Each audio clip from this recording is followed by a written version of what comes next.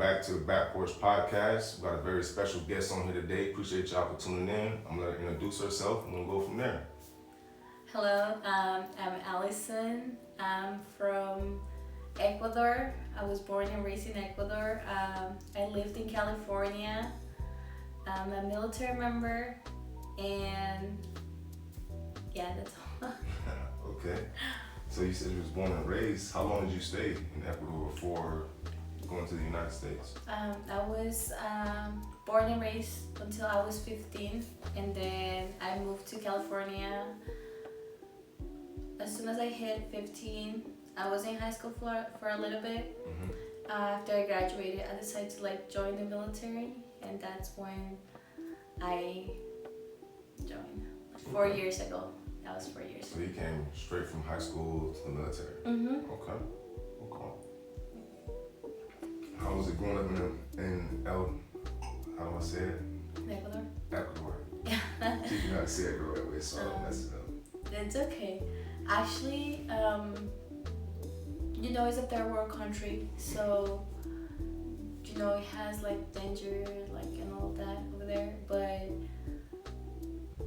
I don't know. It's just actually Okinawa. Living here, it reminds me a lot of home. Okay. Because just like you see the people out here, they are super kind. They are the environment is just warm. They will help you with anything. It's the same thing in Ecuador. It's just the language. I see. Okay. Mm-hmm. Is there a lot of people that speaks English there, or is it just straight? The Spanish is just straight Spanish. Straight Spanish. Yes. Okay. So if I visit, I gotta brush up on my Spanish. Yes. Okay. Obviously, you will have people there that do speak English, but it's more for tourists and all that. It's not they actually are living there and speaking English. Yeah. So not Okinawa, because there's so many Americans there. But okay, I see what you mean. Okay, so you left there at 15? Right. How was that transition going from there to the U.S.? Well, it was pretty rough, definitely. As I was nobody speaks English in Ecuador. Yes, you get to learn the basics. Hi, hello, that was all. Yeah. And then I moved to California, and it was a completely different language. So I had to start from zero. And the fact that I was from 15. Yeah, I was gonna say at 15 that had to be rough. Mm-hmm. Okay. So at what age would you say you finally felt like you were fluent and confident? I will say when I was so there was a family thing where I refused to learn English, and then I decided to join the military, and I went to boot camp, I went to MCT and all this. So I will say when I was 19, when I finally learned English. So you went to boot camp, you didn't know any English? No. Oh, I know that was hard. That had to be crazy. Right. Do you think they messed with you more because of that, or you think you kind of got out of a lot of stuff? I definitely felt when they were messing more with me, but honestly, I didn't care because if you come from a Hispanic household, you will know, your mom would yell at you and everything. It's okay. Yeah. And nowadays people yelling at me is not the big of a deal. So they were yelling. I was not understanding, so I was. All right, whatever. What's next? Right. I see. Okay. So in California, I feel like there's a lot of people who speak Spanish too, right? So was that a little easier for you?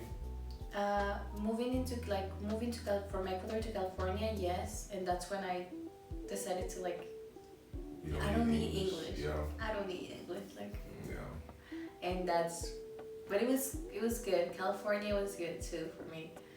I really liked it. That's why I'm going back. Mm-hmm. But I don't know. It's just different. Okinawa is just different. I really don't want to go back to America, even though I have to. I fell in love with Japan. Same. Okay. So, left your home country at 15. of left America, well, joined the military at 19? Well, I joined when I was 17. Oh, you were confident in your English at 19. Mm-hmm. Okay, so you joined at 17. Boot camp on West Coast because Right. you're from California, and MCT. So how was your first duty station? So, well, I graduated from my schoolhouse. I decided I wanted to do overseas, and I found out like I was coming out here in Okinawa. I left everything back, and I came back. I came out here, and once again you get to see like that culture shock, coming from California and the States to here, and it didn't like impact me as much as others because like I told you, you can feel like the culture, it's similar to Ecuador. So the fact that like people was like kind and like they were like, you know how like the Japanese culture is it was like pretty much the same, just like trying to like communicate with them, like, where like you get to like learn a little like some words and like yeah. Okay. I definitely can see how it would affect other people a lot more than you because you kind of already had that like brand new country, experience, and then this is like the second time for you. Right. So you kind of already had like kind of a way to navigate it. True. So you think you were able to help a lot of people because you had that experience? After I got here and I started like noticing like, oh, this is how like you do it, like, and I started like pretty much like getting to know the country and the culture, I'll say yes. Later when like I finally like got independent, if that makes sense, with my car, like getting everything together here, I was like taking the people that I like were getting like to Okinawa, like, oh, like this is the places where you do this is the place where you do that and all that. So you kind of took them under your wing a little bit. Yeah. Alright.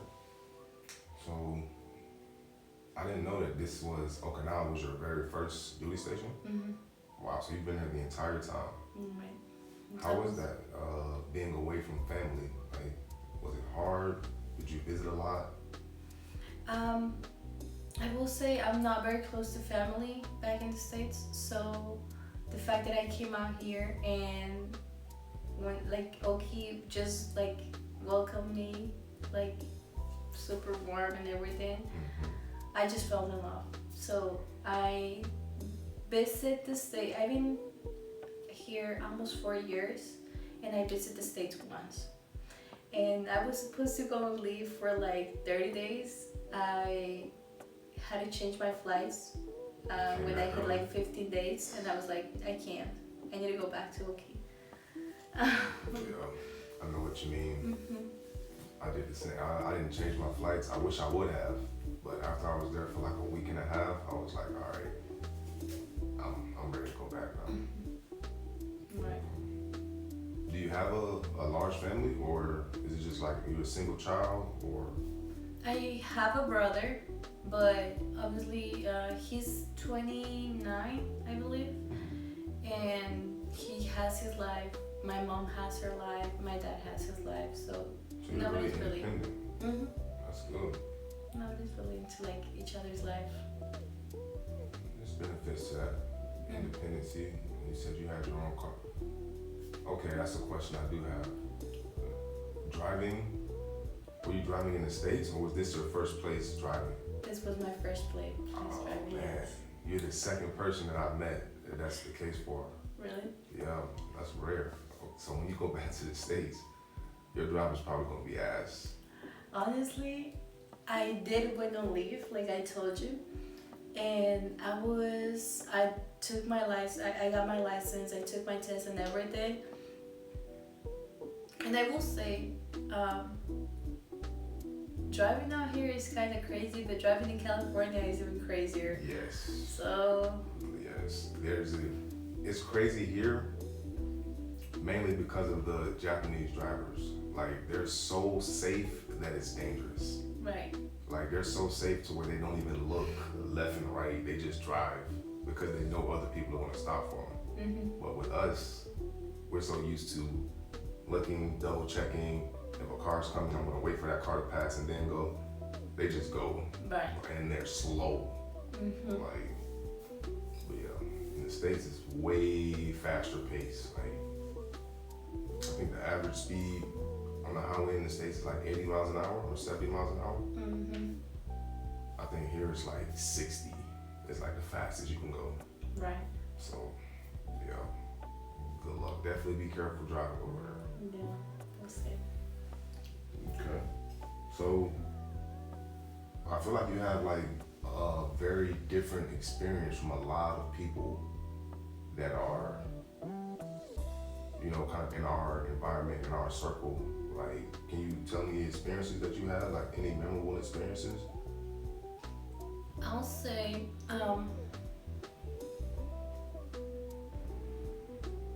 coming like the fact that I came from a third world country first of all, and then I came out here with like nothing really made me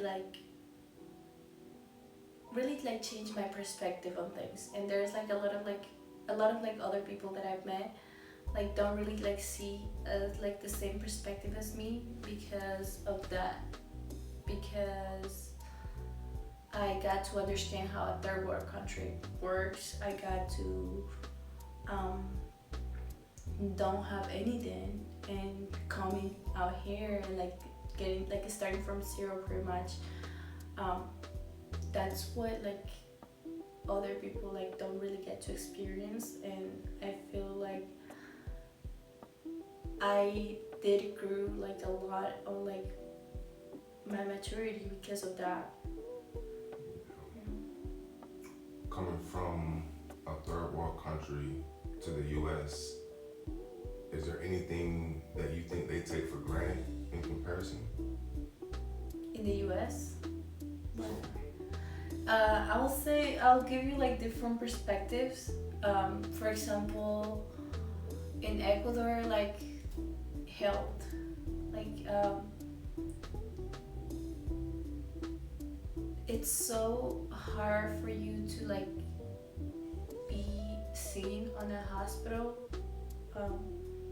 because either it's too full or like the government is not paying them or anything like that.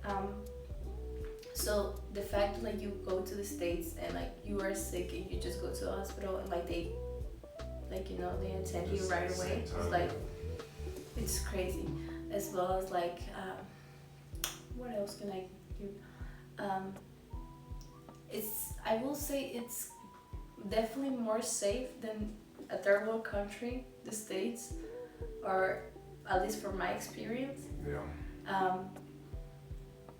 On Ecuador, you really have to be careful whenever you're walking around by yourself, or like the situation is really bad. Like they're killing everyone and all that, just for no reason. In the States, it's not like that. You just, you know, you can walk to like Walmart, you can walk to wherever you want to go. Nobody's gonna like just come up to you and like shoot you for no reason or like kill you for no reason. That's how like they do it in Ecuador, and it's pretty crazy because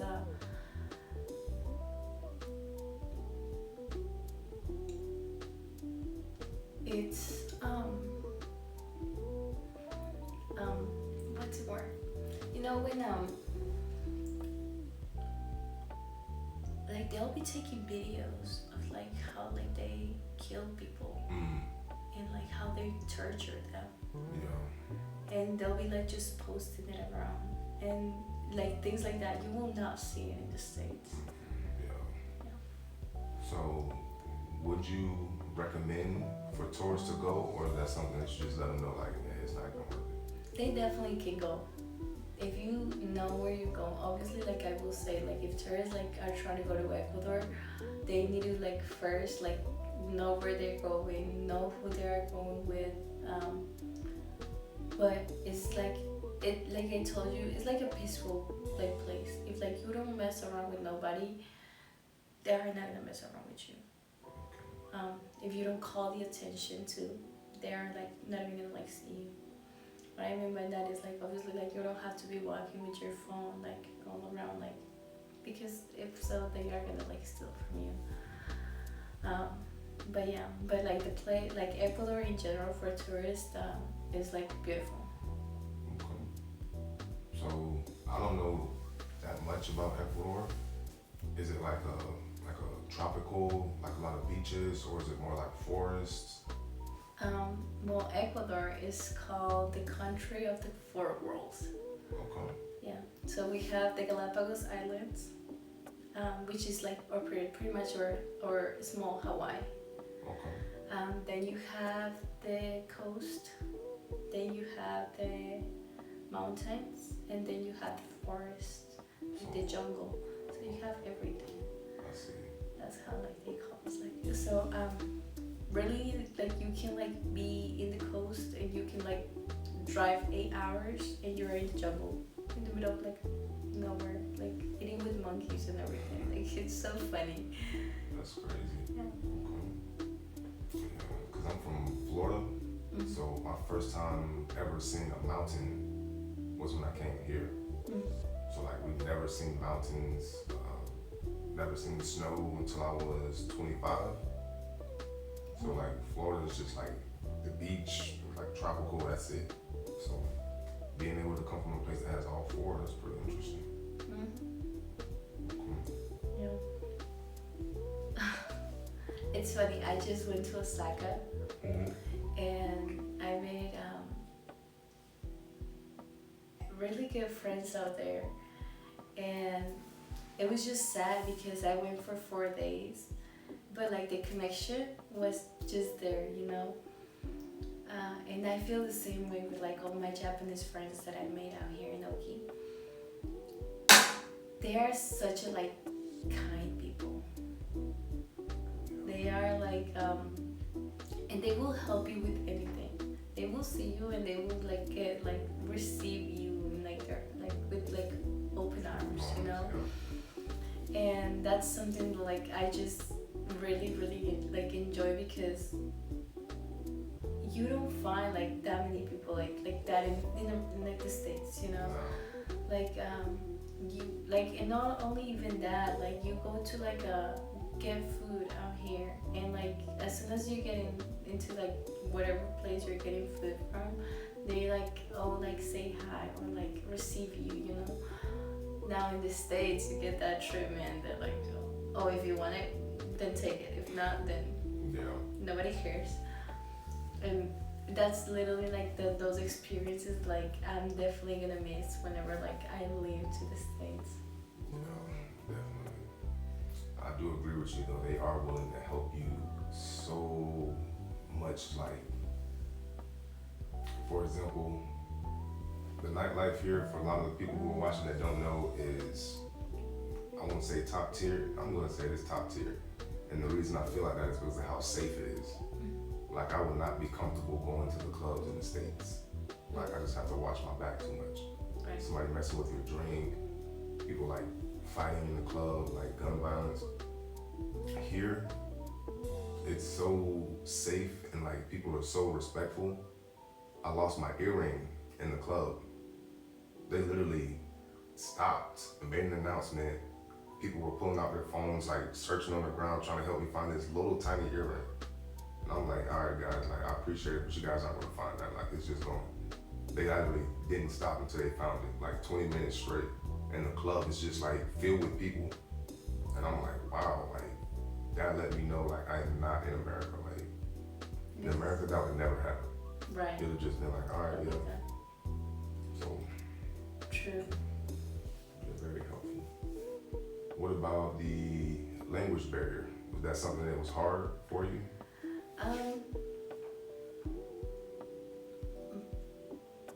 At the beginning, yes, because I don't know, you try to communicate with people a lot, and or like try to make them understand what you want, and it's kind of hard.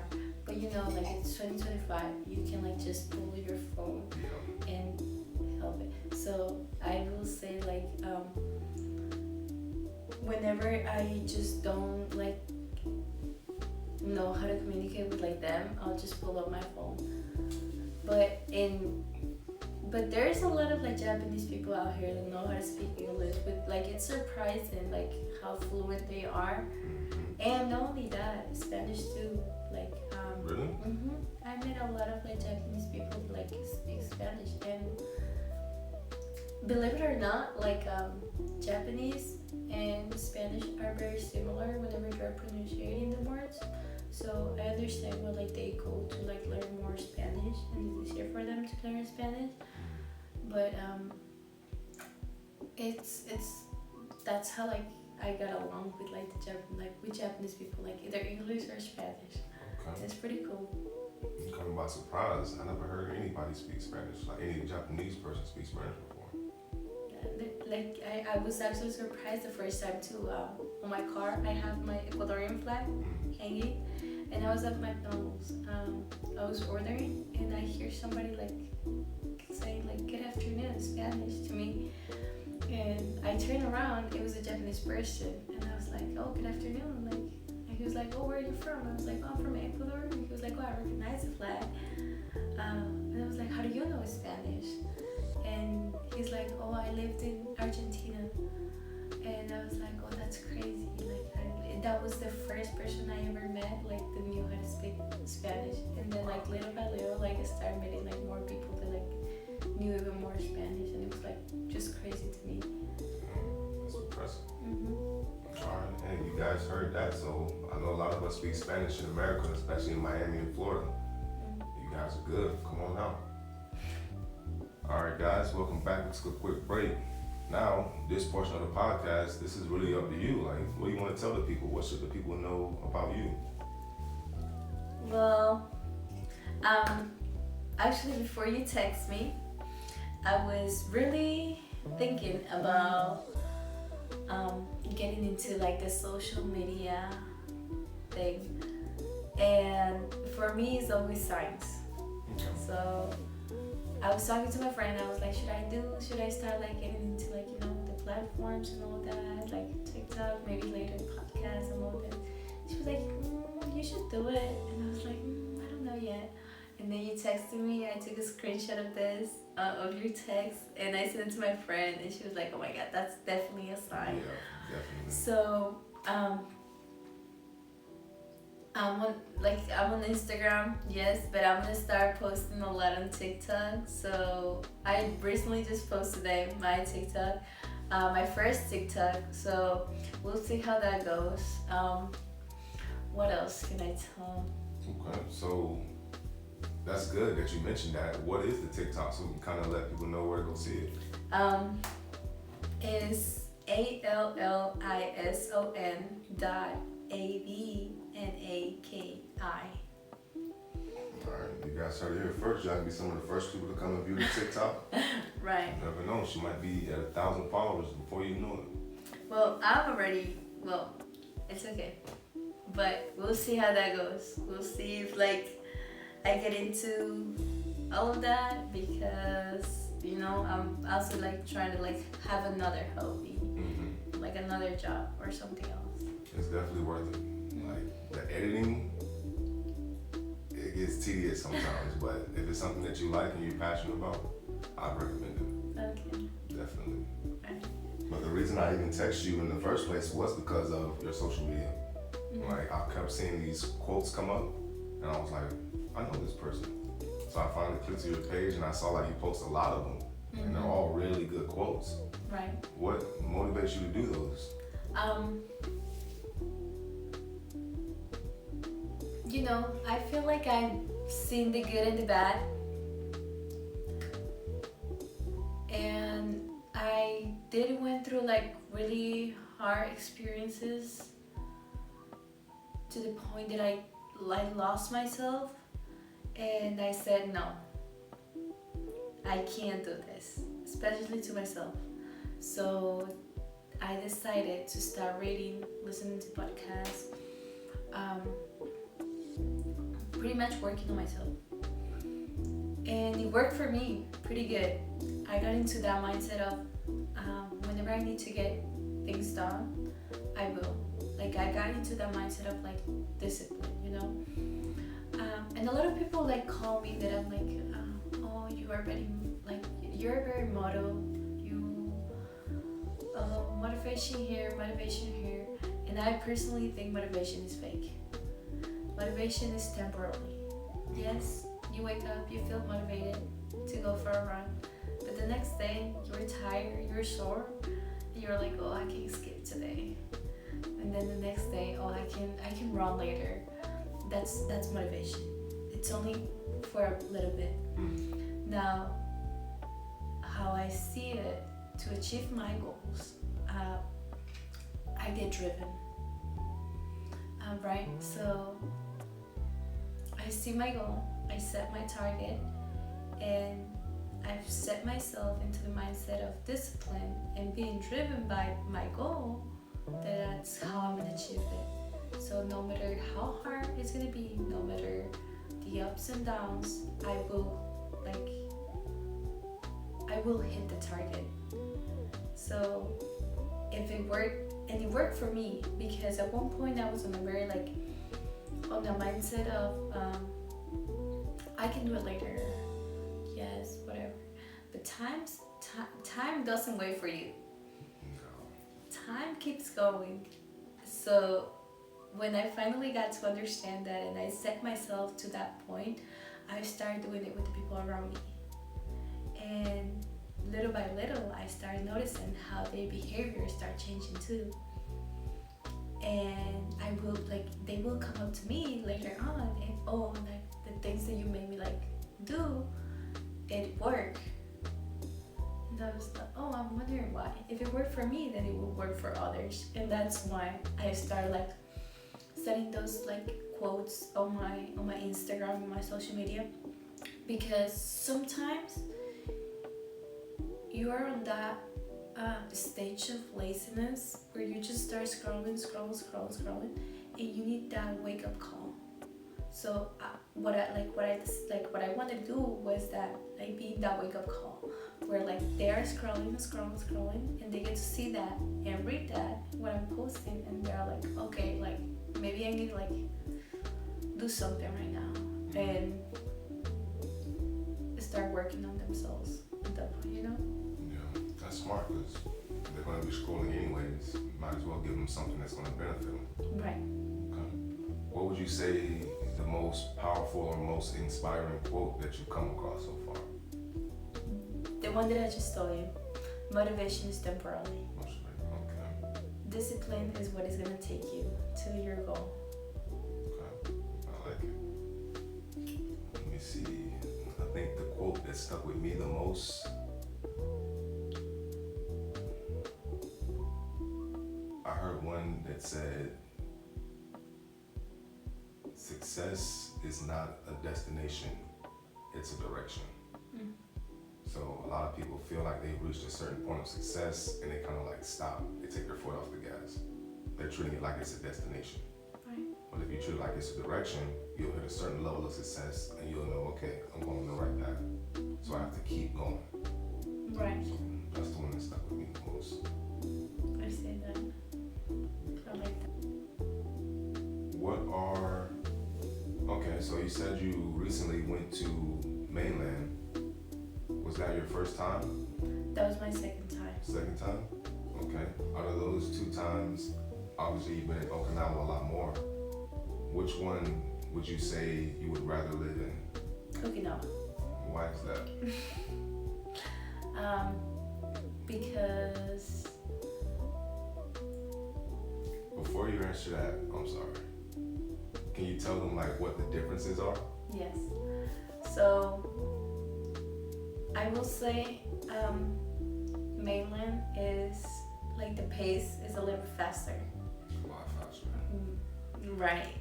And yes, I did like it because they still maintain that culture of like they are very respectful and like very kind and everything, but they gotta get like somewhere, so it's faster. But out here it's like more chill. The vibes are like day by day pretty much, and that's what I like about Oki. The fact that like if you feel like doing something, like even if it's like if it's the most random thing, you can get it done. You know, it knows like it no doesn't really like matter um, the timing, or I don't know how to explain it. It's just like the fact that like you get to leave your day. In mainland, I just feel like they just because the pace is so fast, they it becomes a routine. Here it's not like that. Here one day you can be like going to the beach, the next day you can be like on the other side of like on the other point of the island, and it's like that. It doesn't become a routine, which I like that a lot. Yeah, definitely. I do agree. They are still like respectful, you know, because that's their culture in mainland. But I feel like they're not as like open as the people in Okinawa. Right. And part of that is I recently found out it's normal for them to work 16 hours a day, 5 days a week. That's crazy. And the pay doesn't reflect. But it's so normal to them that they just go. Like they get off work, they go home, get off work, go home, get off work. They just like every day. And I'm like, I kind of can see why you wouldn't be as like, you know, like open or more so warm compared to the Okinawans. Because the Okinawans, like, I think they don't get paid as much as the people in mainland, but everything else is so much cheaper. Right. Like the average apartment in mainland would be like maybe $1,200 a month, and they're making maybe $11 an hour. Right. So like they really have to like work hard compared to the same apartment that's in Okinawa would be like $500 a month. So they get paid less, but I feel like the life. All right, so hey, I really do appreciate you coming on. You definitely gave us some good content and a lot of good advice for a lot of people. Before we go, where can they find like some of the quotes and the stuff that you're posting? Well, I'm on Instagram as ABNAKIMUNOC. I'm sure you will like post it here. And once again, TikTok, which we already talked about, and that's, you know, if you guys want to follow me, like see some good quotes, feel free to. We're definitely gonna drop that information right down on the screen. And once again, appreciate you guys coming to the Back Porch Podcast. Don't forget to like, share, and subscribe. And we'll see you guys next time.